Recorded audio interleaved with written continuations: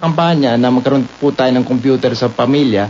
Since hindi po ako senador ngayon, ay itutuloy ko po yung computer. Kang gagawin ko na lang po para sa public school. So ang advokasya mo, gusto mo sa advokasya mo na bawat pamilyang Pilipino magkaroon ng computer? Yun ang aking battle cry during the campaign. Kaya lang hindi po ako nanalo, so I will try to see if I can do it na lang for so sinasabi mo, public school. Kahit hindi ka nanalo, ilalaban mo pa rin na magkaroon ng computer ang bawat pamilyang Pilipino. Ganun yung sinasabi mo? At the end, yung pong... Kahit hindi ka senador? Kahit hindi po senador, kasi kailangan po ng ating mamamayan yan. At saka ang computer talaga ay magandang proyekto yan para tulungan ng mga NGO mula sa abroad. Merong foundation ba o sino ba yon sa Amerika na ganito ang proyekto? Gusto niya yung, hindi ba?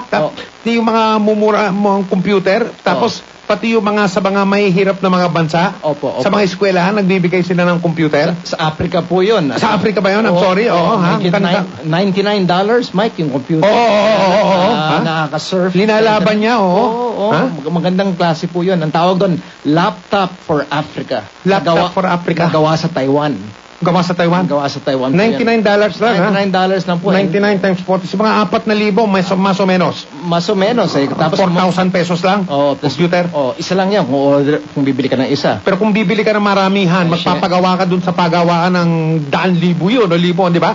Bababa ang presyo. Bababa ang presyo. Kailangan ko po gawin ngayon na maghanap ng pera para doon. So parang ang ginagawa mo nga nangyayari sa ngayon, Joey, ang iniisip mo ngayon, kung ano yung sinusulong mo noon, hindi yung pagkatalo mo. Yung ba? Siyempre, makakatulong naman po ako sa private citizen natin. Nag-NGO work ako. So, ito tuloy ka lang NGO work hindi ko. Hindi ka makatulog paggabi sa sama ng loob. Ba't ka tumatawa? Hindi naman. Nakakatulog po kasi hindi na po mahimbing. Hindi na ako maabot sa news sa gabi. Ganun ba? Hindi, marami nakakatulog pero hindi mahimbing. Hindi ba? Kumaluskus lang yung daga, nagigising na agad. Pero mahimbing ang tulog mo. Mahimbing ang tulog ko at nakarecover na po ako. So, exercising and balik sa opisina. At Mike, mag-aasawa na ako sa June 29, civilly. Sa Mayor's Office sa Makati. Hindi na natin mabablind item ito. Inunahan tayo. Paano ba ito? Mawawalan tayo ng negosyo rito Okay. Magkakasal ka na sa... June 29. June 29. Yeah, araw yun na Martes love the second time around. Meron bang espesyal na dahilan? Bakit June 29? Kalagitnaan ng linggo yun, Martes Pambihirang, di ba? Usually ang kasal, weekend o ganon. Sino ang mapalad na... Ang aking maging asawa ay si Karen Batumbakal. She's a chemical engineer from Princeton University. At since nasa technology po ako, magandang compliment. Karen Batumbakal? Yeah. Ano siya ni Dr. Batumbakal yung sa mata? Anak.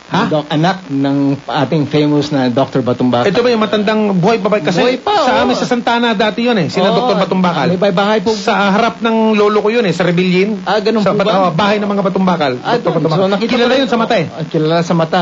Alam niyo yung bahay nila sa Santana? Galing po ako doon ilang beses. So siguro nakita ko ng bahay ng lolo niyo. Doon yung linigawan. Naloko na. Walang harana. Teka mo, nabigla yata itong Karen Batumbakal na ito dahil ngayon lang namin narinig ito. Matagal na ba ito? A few years na, kaya lang we had to postpone certain things kasi dahil dun sa una, ZTE, at saka yung mga death threats, so hindi fair Artista? Artista, tama. Hindi ba? Puso natin. Baka makuha ng puso natin, Okay, So si Karen, matagal na pala kayo ni Karen? Oo, na-postpone lang ng a number of times yung wedding. And gusto ko po na stability naman sa aking buhay kasi ang hirap naman maging bachelor, no? Lagi, no? So, right now, I've been a bachelor for more than 10 years. Alam mo, Joey, kung kayo nagpakasal nung panahon ng kampanya, malamang yung ilang milyon ng boto mo, 9 million? 9 million. Baka naging 10 yun or 11, Siguro? Bakit mo nasabi yun, Mike? Hindi, alam mo ng Pilipino, pagkasal ng mga kilalang tao tulad mo, syempre, ilalabas yan sa dyaryo, kukuberan niya ng media. Di ba? Ay, mga Pilipino, yung nga po hindi nyo inisip na bilang bahagi nung pag-akit mo sa mga Pilipinong iboto ka, magpakasal ka para makita ng taong bayan, wow, ang wedding of the year, ganun, wedding of the week, mga ganun ba? Hindi ko naisip yun. Talagang sinadya yung hintayin matapos ang kampanya ba? Hindi, sinubukan po namin. In fact, pumunta po kami ng marriage license 2 times sa Makati.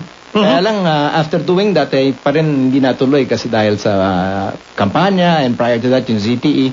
So ngayon, wala na, tapos na ang kampanya. And at least itong ating magkakaroon tayo ng bagong administrasyon. So hopefully yung aking security